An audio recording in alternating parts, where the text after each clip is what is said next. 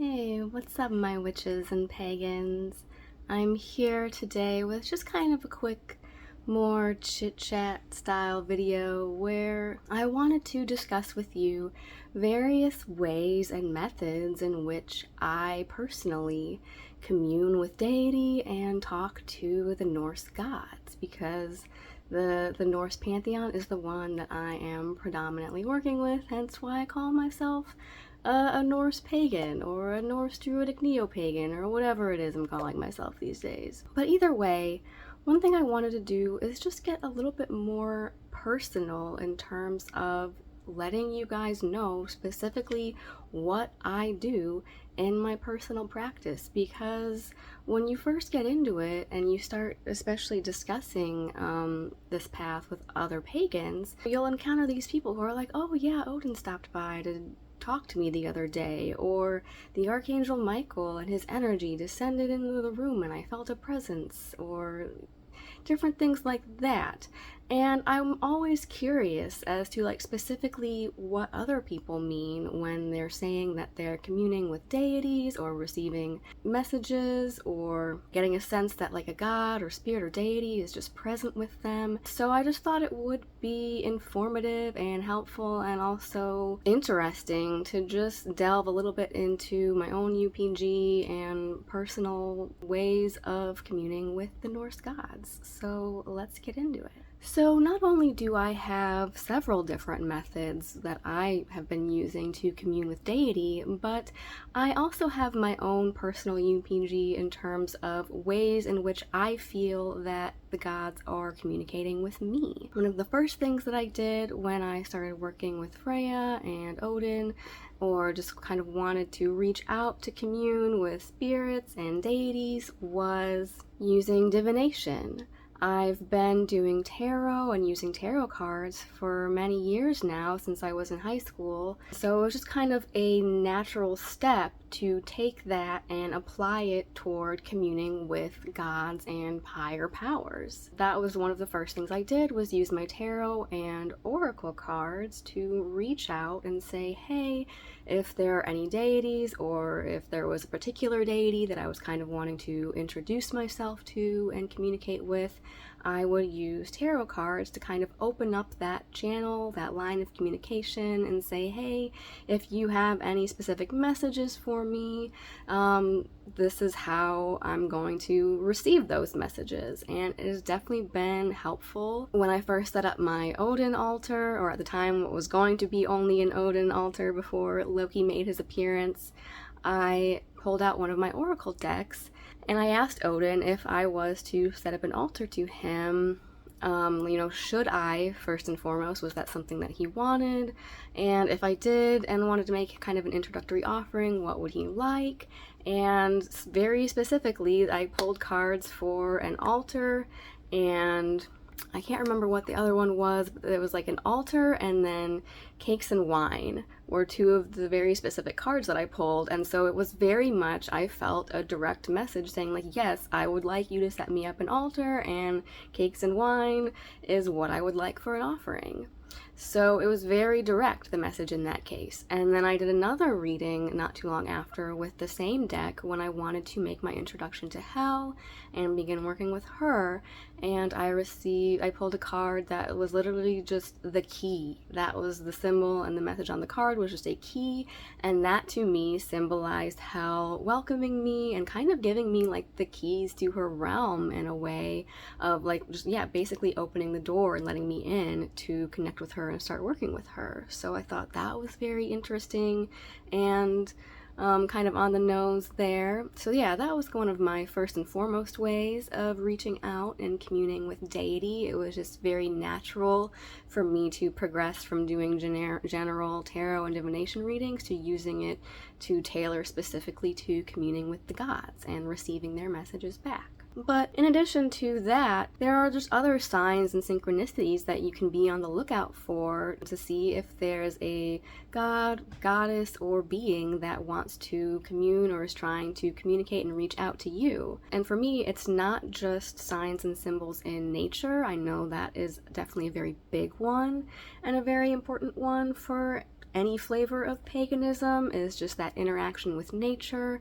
And so once you start really developing these relationships with gods, ancestors, and the like, you'll kind of develop your own UPGs in terms of like what are significant signs and synchronicities for you, what might correspond with a particular deity. Like with me, it's like Freya and hawks. For some reason, like Odin and dragonflies is another association personally that I have. So if I see not just like a crow, but also like a dragonfly in terms of an insect, I don't know why, it just makes me think of Odin. But along with that, another big personal one for me is not only can we use music during ritual or meditation or to just kind of get yourself into a particular headspace, but for me, I feel like when I'm just driving around in my car listening to the radio, Freya and Loki in particular are two deities that I feel like to use what others in the craft call shuffleomancy. Just a random song will come on the radio and just the lyrics will remind me of Loki, or the lyrics will be like something very distinctive and pertaining to a message that I have been kind of talking and communicating with Freya about, and she'll just kind of send me a little song in there. It can be the most random thing. I am not kidding or exaggerating when I tell you that I have just been sitting at a stoplight before and like in my own head, and that is another big way that I will just talk to Freya in particular as my like patroness, is just day-to-day chit-chat communication back and forth within my own mind, like just internal dialogue that I have with many deities, but her in particular. And I kid you not, there would just like be like a random song come on the radio, and it was like an 80s pop song, but the lyrics for some reason just really like got me in the feels and pertained to like what I had been thinking about. And there I was in my car on a weekday morning crying uncontrollably for no particular reason and being like, Freya, why are you doing this to me? Yeah, music is definitely a big one. Runes in particular are another good way to reach out and commune with deity and receive messages back in return. Along with that, I think another big one is just prayer. And for me, as someone that was not raised religious, that can be kind of an odd or at times like still uncomfortable method for me, because I'm just not used to it, for one thing. I'm just not used to communing with deity via prayers, and it's just also something that in a predominantly Judeo-Christian society is more just associated with something that Christians do. You know, you give thoughts and prayers and you pray to God. You can phrase it under different terms, like when I'm composing just little prayers or poems for Freya or for different deities, you can think of it as just a devotion or a daily devotional or a poem instead of a prayer. Just different ways of kind of me in my own head referring to it. But yeah, it really is just kind of prayer at the end of the day. But for me, as I said, with Freya in particular, it's not really anything super formalized or grandiose. Odin, I think, in my own personal UPG and experience, I feel like he does kind of like a little bit more pomp and circumstance. I will find myself personally communicating with him aloud more often than just internally in my head, because as a god of communication and speech and like Galder chanting the runes, I feel like he really you can get a deeper connection with him and to him, and maybe more of a response from him if you do use spoken word and chanting. And so I will find myself almost using like a chant or a sing song and rhyming a lot when I sit down to commune with him without even meaning to. But yeah, like Freya's more of just my homegirl, like supportive older sister, and so when I just kind of have my own running internal monologue, I will sometimes just kind of phrase my own internal monologue as if instead of just talking to myself or the ether or whatever, I'll be like talking with Freya and just telling her about my day or like what's on my mind, or just kind of just trying to informally chit chat with her in my head. And sometimes I'll receive messages back that way. The way I phrased it to someone who was kind of asking, you know, about how do you know when it's like something from the gods versus just like you're in your own head or like your own imagination. For me personally, I am a person who self-doubts and second-guesses myself a lot.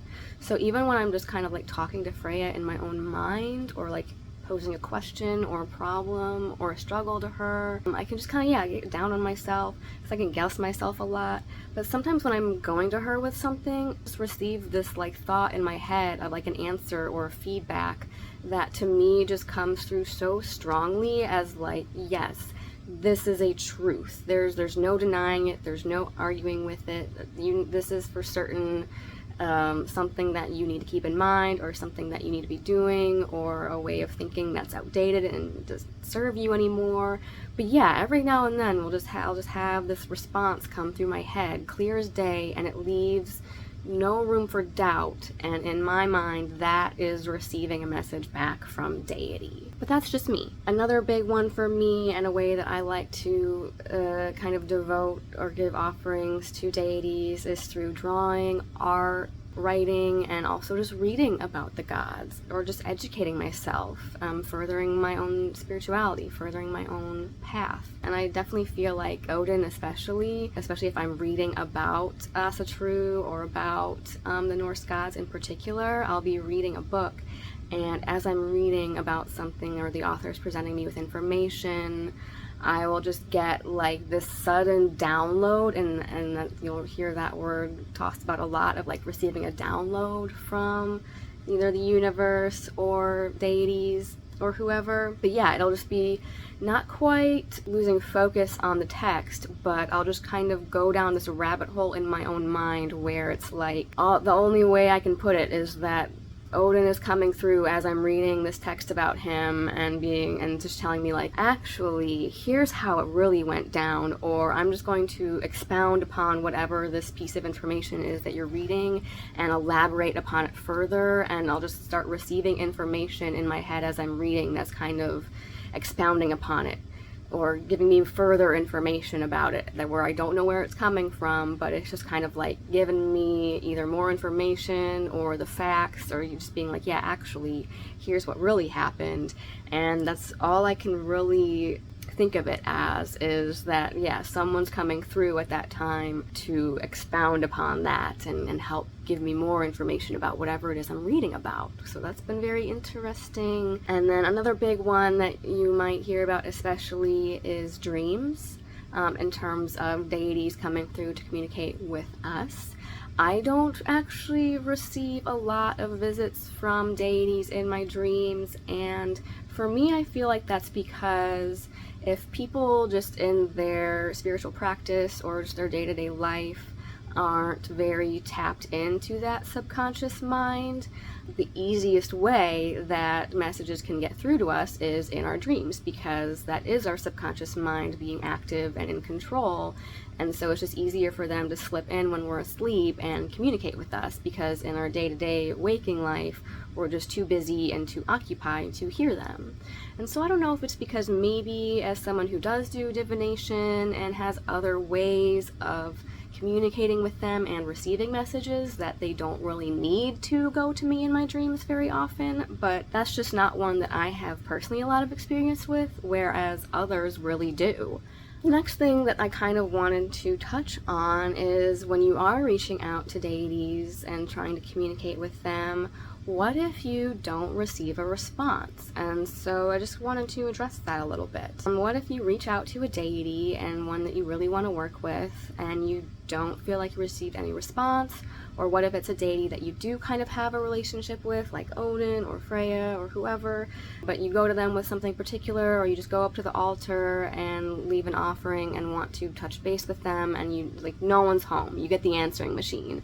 I feel like I get Odin's answering machine all of the time. But what do you do in that case? Well, first off, to be frank, there just might be deities that you are interested in working with that either don't want to work with you at that time, or maybe they will work with you but not in the long term. And that's okay. Maybe that path or that deity just isn't right for you and not a good fit for one reason or another, and you need to just keep exploring until you do find a good fit or a deity that is interested in really working with you. Maybe, and I have heard others who have had this experience, you reach out to Artemis or Diana and you want to work with her, but she tells you, oh, thank you, but no, a polite no, and I'm just going to redirect you over here because another deity may kind of have dibs on you, or like have laid claim to you and want to be working with you, and you just haven't found them yet. So like maybe that god or goddess that you've reached out to doesn't want to step on another deity's turf. And this can kind of feel like a rejection, but it's not because you're not good enough or worthy of working with them. Like I said, they just might not be the right deity for you. They might not be right for you at that point in time where you're at. Or yeah, there could be just another deity that you're supposed to find and you haven't found them yet.